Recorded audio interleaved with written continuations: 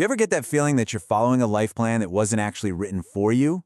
Well, today, we're going to explore a really powerful alternative to the conventional career map, one that relies a lot less on some fixed destination and way more on a personal compass.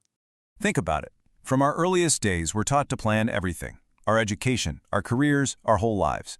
But as the investor and philosopher Naval Ravikant points out, the most valuable things about us, our unique talents and passions, what he calls specific knowledge, well, you can't just schedule those. They have to be discovered along the way. So if the perfect path can't be planned, what's the alternative, right? Do we just wander around aimlessly? Not exactly. The answer isn't to just throw away planning entirely, but to use a different tool first.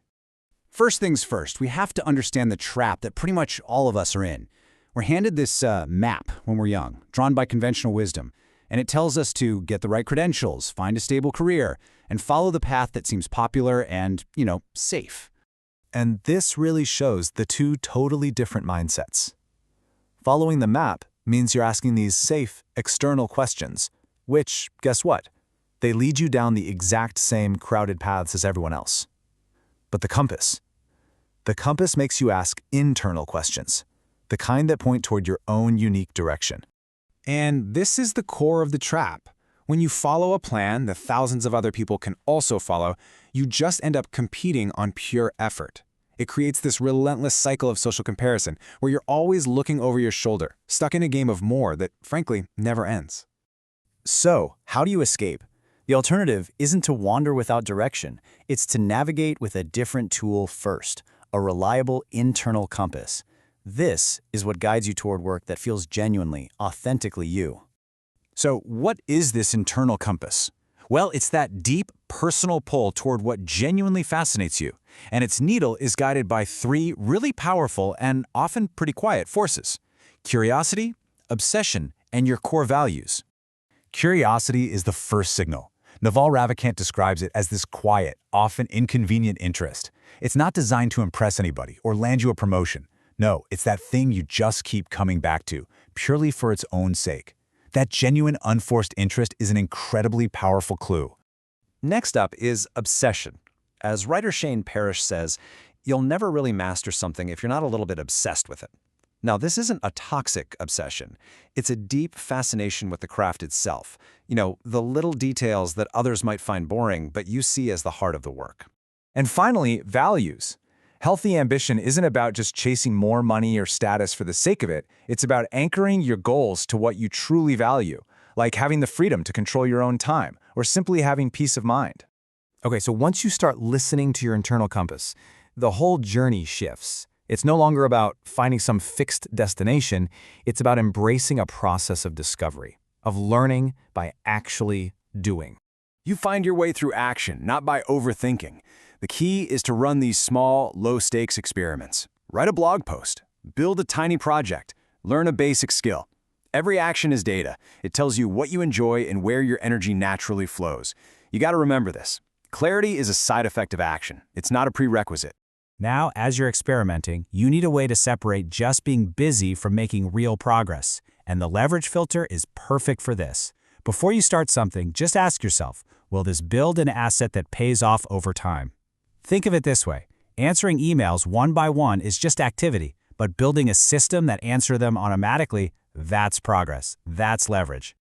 But what about those huge, life-altering decisions? I mean, when Jeff Bezos was thinking about leaving a stable job to start Amazon, his compass was pointing toward a massive risk. So to validate that direction, he developed this incredibly powerful tool, the regret minimization framework.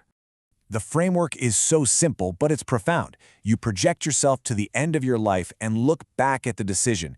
And what you'll almost always find is that we rarely regret our failures. What we regret are the chances we didn't take. The risk of inaction is almost always greater than the risk of trying and failing. So what happens when you consistently follow your compass and you take these small leveraged actions? Well, an incredible, almost invisible force starts to take over: compounding. At first, and let's be real, progress is painfully slow. It can feel like you're putting in all this effort and getting almost nothing back. You're just barely moving forward, and it's so easy to get discouraged and just switch paths. But if you stay the course, something magical happens. the compounding effect kicks in. Those small, consistent efforts suddenly start to snowball, creating these massive, exponential results that seem to come out of nowhere. This is the incredible payoff for choosing depth over breadth. And eventually, all your compounded efforts lead to this. You develop a unique skill set, that specific knowledge we talked about, that just grew from your genuine interest. It's an advantage you can never have planned, and it feels effortless to you, while looking like incredible discipline to everybody else. Okay, there's one final piece that makes this entire approach sustainable. To truly break free from that flawed map, you have to escape the trap of more. You absolutely have to define what enough means for you. There's this amazing story about the authors Kurt Vonnegut and Joseph Heller at a party hosted by a billionaire. Vonnegut pointed out that the billionaire made more in a single day than Heller had ever earned from his famous novel Catch-22. And Heller's reply says it all. The ultimate form of wealth is just knowing when to stop moving the goalposts. So this all means cultivating a healthy ambition. Be happy with where you are, but still be driven to improve. Tie your goals to your values, not someone else's. And maybe most importantly, shift your internal story from a place of fear that you aren't enough to a place of confidence that you are. Ultimately, a meaningful life isn't found by following someone else's map. It's built by learning to trust your own internal compass and just taking that first small step. So the only question that really matters is, what's the very next step your compass is pointing you toward?